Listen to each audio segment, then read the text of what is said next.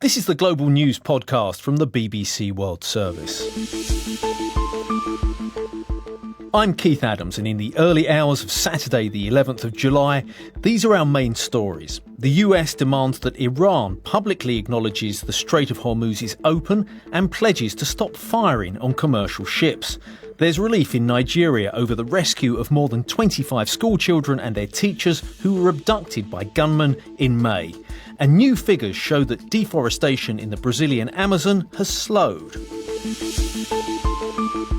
Also in this podcast, we'll have the latest from the World Cup, and we listen in on a matchmaking retreat in South Korea. I think I want to have some baby and family, I really like to care somebody, and that's why I came here with some cookies, and I really want to wish to make a family with good people. All that and more to come. When the US and Iran signed their Memorandum of Understanding around 3 weeks ago, it was meant to extend the ceasefire between the two countries while talks continued on a final agreement. One of the key points was that the Strait of Hormuz would reopen to traffic. But it hasn't been that simple. There have been several exchanges of fire, and it sometimes seemed that the war was breaking out again. Now, senior officials in Washington are demanding that Iran's leadership publicly state that the Strait of Hormuz is open to commercial ships. Our North America correspondent Peter Bowes told us more about what they said.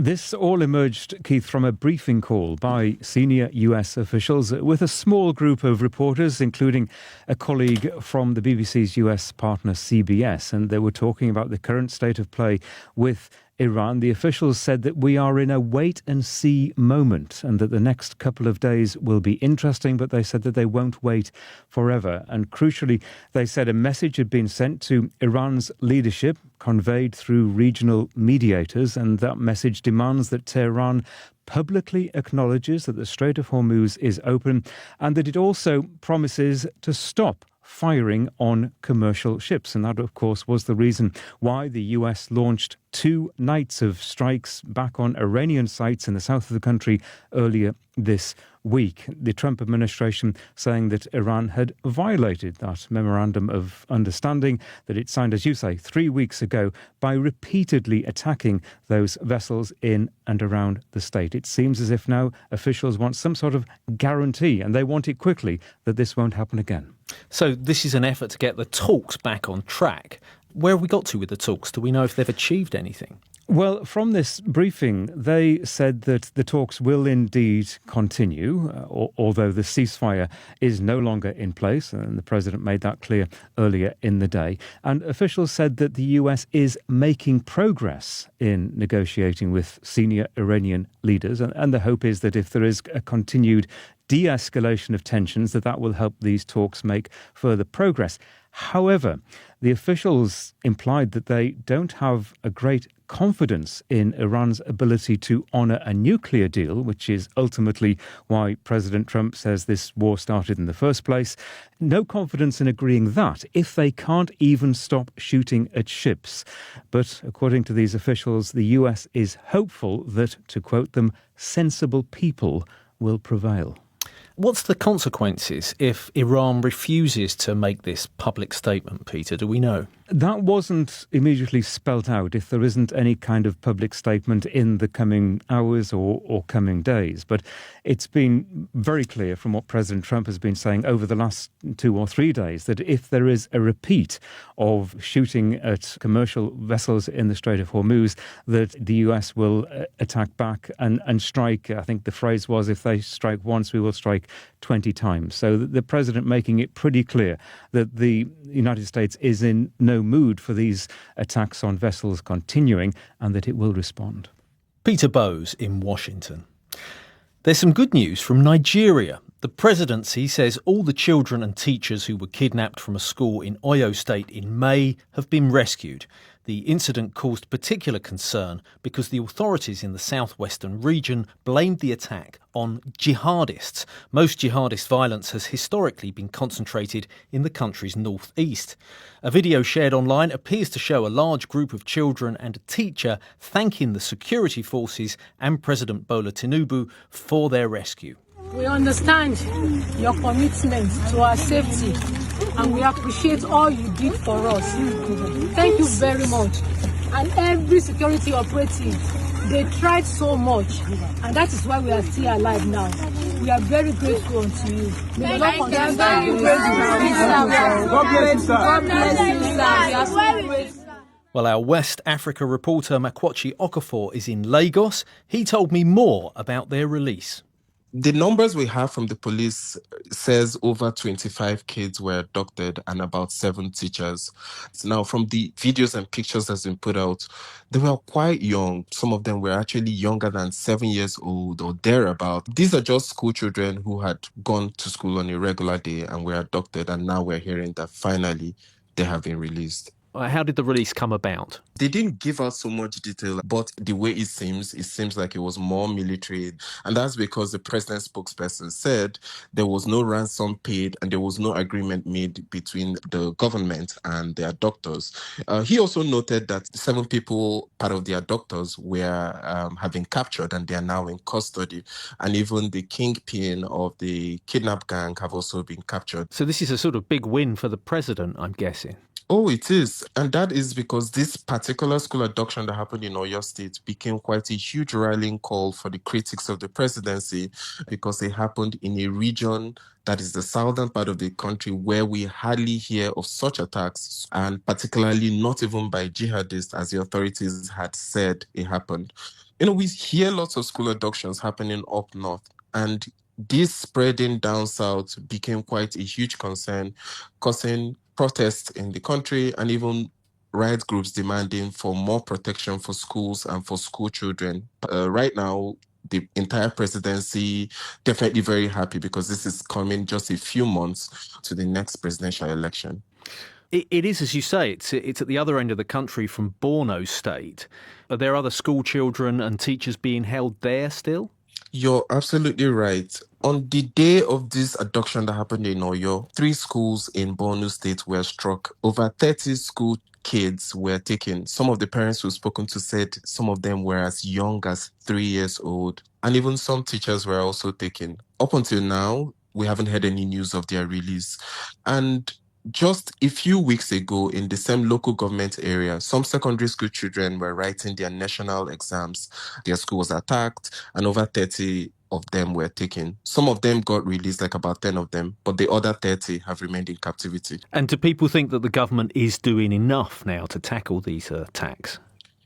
There's been lots of criticism mounted on the government. However, after this Oyo school abduction happened, military were deployed to the affected areas, both in Borno and in Oyo. The government have said over and over that they are doing more and more and they are ramping up operations, including working with international partners like the United States and carrying out airstrikes and land operations in the region. Makwachi Okafor. There has been a dramatic increase in Russian attacks on the southeastern Ukrainian city of Zaporizhia. Drones and bombs have inflicted severe damage to infrastructure, residential housing, and have killed many civilians. Our correspondent Vitaly Shevchenko has this report. Tuesday, the 30th of June, was a very busy and stressful day for Anna Holovchenko, an IT specialist in Zaporizhia. It started early, very early. I woke up at 5 in the morning because of explosions. Glide bombs were hitting the suburbs. I had a look at what was going on, cursed, and turned over to go back to sleep because it was so early. Then there was another wave. At about 6, Shahed drones started flying overhead, and they started to shoot them down. It got pretty loud. That's when I realised I'm not getting any more sleep and started to get ready for work. And things did not get easier for Anna from then on. The internet disappeared at work after a drone strike cut a cable. A Shahed crashed nearby with a massive bang, and then there were more bomb strikes. That's just another ordinary day in Zaporizhia, she told me. Over the past few weeks, security there has deteriorated sharply. Numerous buses, petrol stations, schools, government offices and residential houses have been hit by Russian drones and bombs. The local council has had to meet in an underground bunker. Zaporizhia's acting mayor, Regina Kharchenko, told me that the authorities are building more shelters, putting up anti-drone nets and applying anti-shatter film to windows in schools, hospitals and other public buildings. Personally, I'm very afraid. I was sitting here in my office last Monday, listening to all the explosions. My window was shaking. When it got too loud, I took cover in the toilet. That's how we live. I live in an ordinary high-rise on the 7th floor. I've got no personal bunker with 10 bodyguards in it with drone detectors. People are trying to stay in safe locations. If we know the night is going to be tough, we sleep on the floor in the corridor with no windows. Attacks on Zaporizhia intensified in early June, even though Ukrainian forces had pushed Russian troops a few kilometres away from the city. The Russians appear to have found better ways of getting their drones to Zaporizhia and avoiding Ukrainian jamming. Towards the end of my conversation with Anna, I asked her if she has ever considered leaving her city. The thought has occurred to me. It may sound strange, but I don't think the situation is critical yet. We've got food, fuel, everything. Why would I leave? Maybe I'm not easily scared. We're just trying to stay safe, and we're doing all we can to survive until our victory. Hundreds of thousands of local residents like Anna are staying put for now. They're hoping that Zaporizhia will not become yet another city like Bakhmut or Avdiivka, destroyed by Russia. Vitaly Shevchenko. Next to a legal row between two giants of the tech world, Apple has filed a lawsuit against OpenAI, accusing the artificial intelligence company of stealing trade secrets. Our North America technology correspondent, Lily Jamali, gave me the details. Apple is saying that some of its former employees took confidential company information to OpenAI as part of the AI giant's push into consumer devices. So some of the people named in this suit include former Apple executives, including someone named Tang Tan, who now heads up hardware at OpenAI. Apple claims he directed the iPhone maker's employees who were interviewing at OpenAI to bring actual parts of things they were working on at Apple with them. Another allegation I saw is that some of these Apple employees who knew they were going to be leaving, going to OpenAI, emailed themselves confidential documents as they were on their way out the door. A spokesperson for OpenAI did get back to us. They say they have, quote, no interest in other companies' trade secrets. But what is so striking is that it's Apple, whose commitment to keeping their unreleased products under wraps is really the stuff of Silicon Valley lore. And what we're seeing here is an allegation of a flagrant breach of trust. But these two companies, they were in a major partnership, weren't they, just a couple of years ago? How has that kind of gone wrong? They were. Absolutely, they were. The partnership had Apple integrating OpenAI's flagship product, ChatGPT, into the iPhone operating system. This was a really big deal because it happened as OpenAI was riding high, where their reputation was really peaking. Remember that they kicked off this whole AI thing in 2022 with ChatGPT. So Apple picking them was a big vote of confidence. 2 years later, that partnership has fizzled when Apple, they're set to launch their new Siri voice assistant in a couple of months. When that comes out, it will be powered by Google's AI product, Gemini, not ChatGPT. And this lawsuit leaves little doubt about how Apple feels about OpenAI as a company. Can you tell us what's at stake here? Why does OpenAI want to get into the hardware market? AI is so competitive right now, and hardware is one way to create what's known as a walled garden. People might recognize that term from Apple, which has done this very well. They keep you in their devices as well as some of their software too. It's all integrated. So I think for most of us, there's not a big difference between the latest version of AI tools offered by different companies, but hardware can keep customers loyal. There's big money at stake, and OpenAI wants a piece of that. Lily Jamali in San Francisco.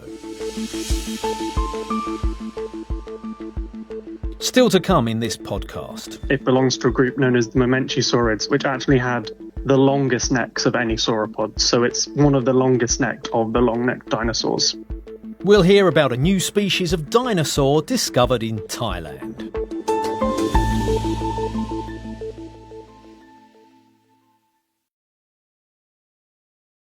This is the Global News Podcast. Deforestation in the Brazilian Amazon is slowing down. It fell in the first half of this year to its lowest level in a decade. The president, Luis Inácio Lula da Silva, has vowed to stop it altogether by 2030 if he's re-elected. But he'll be running against Flavio Bolsonaro, the son of the former president Jair Bolsonaro, and his plans for the rainforests are much more radical. Our global affairs reporter Mimi Swaby told me how this reduction in deforestation had been achieved.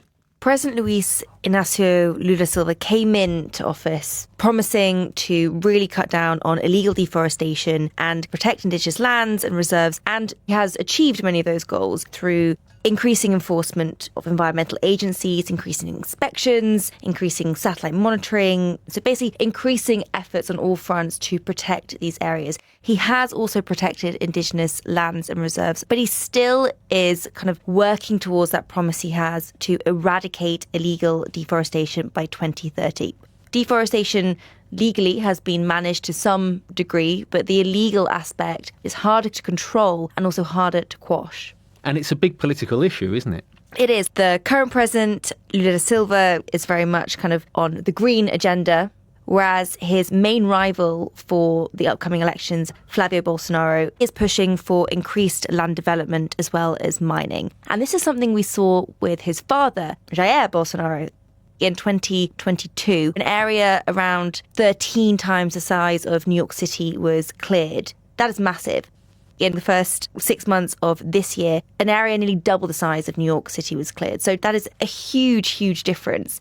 Jair Bolsonaro really was the mindset of cut the trees down, get all the resources from the Amazon and capitalise on it. And has thought that his son, Flavio, will have the same agenda. So these October elections really do carry quite a large weight when it comes to both the political aspect of Brazil and also the environmental.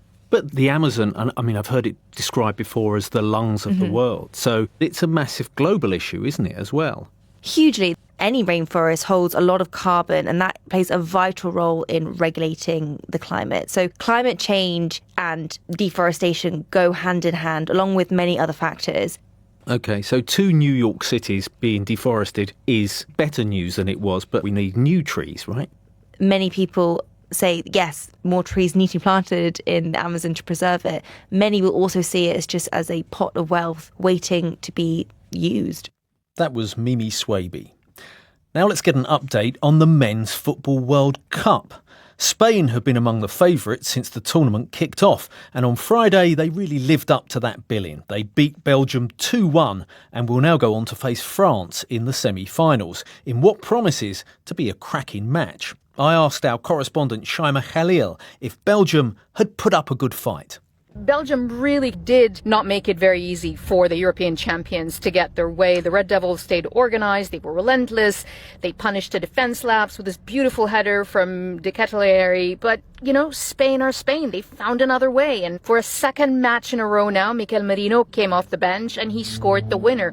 There were 2 substitute appearances in a row, 2 hugely important goals in a row. And I think this is the magic of La Roja, the fact that they can open a game very, very late. And now this goal has put them in the semi-finals again. And you were lucky enough to be in the stadium, Shaima. What was the atmosphere like and after the match? Do you know what? I think my hearing is recovering a little bit from all the cheering and the roaring. The thing about the Los Angeles Stadium is that the acoustics there are amazing, and there's nothing to match that huge cheer and roar when a team scores and the fans are on their feet. And that winning goal from Mikel Merino was just absolute magic to witness. But now La Roja fans know who they're up against. They know that France is an absolute force, led, of course, by Kylian Mbappe. So I asked a number of fans what they thought about the match, but also the prospect of going up against France. We are so happy to win today, and we will for sure win against France. With 1 goal, we are going to win. I'm so sure of that. Kylian Mbappe is not going to let you win with 1 goal. I'm not I can say that right now. Mbappe. Who's Kylian Mbappe? Who's Kylian Mbappe? We are waiting for him. We will be there. So it's going to be Lamine Yamal against Kylian Mbappe in that Spain-France semi-final. Who's your money on then, Shaima? I was going to say, don't ask me who I think is going to be a favorite. No, I'm sorry, you have to tell us right now who's going to win. Look, this is the boy wonder that is Lamine Yamal against one of the game's biggest and most established superstars, that is Kylian Mbappe. It's Spain's flowing possession against France's pace, their fluency, their devastating counterattacks. I think what we're going to get is a lot of quality, and a lot of fans are telling me they need goals and they need lots of them. My money is on Spain. Shaima Khalil in Los Angeles. Paleontologists in Thailand say they've discovered a new species of dinosaur from fossils found in Kalasin province in the northeast of the country. The plant-eating dinosaur, named Eurygosaurus kalasinensis, is thought to have lived about 150 million years ago. It had an unusually long neck and measured up to 20 metres in length. Jack Lovegrove is a PhD researcher who studies dinosaurs at the Natural History Museum here in London. He told Paul Henley more about this new species. This new dinosaur, Eurygosaurus, belongs to a group of dinosaurs known as the sauropods, which are the long-necked, iconic dinosaurs like Diplodocus, Brontosaurus. It belongs to a group known as the mamentiosaurids, which actually had the longest necks of any sauropod. So it's one of the longest necked of the long-necked dinosaurs. So what's cool about this dinosaur is that despite only finding one vertebrae from the back, scientists have been able to figure out not just what group of dinosaurs it belongs to, but that it is a new species and give it a new name. And it's significant as it's the first mamentosaurid to be named from Thailand, and it's only the second one to be named from outside China. So it shows that this group that we previously thought might have been restricted to China, East Asia, is actually more widely distributed. I know you weren't part of the team that discovered these remains or this fossil, but you have read the paper in detail. Tell us about the paleontologist operation to find it. My understanding from reading about this is that actually initially the fossil site was discovered by a local farmer.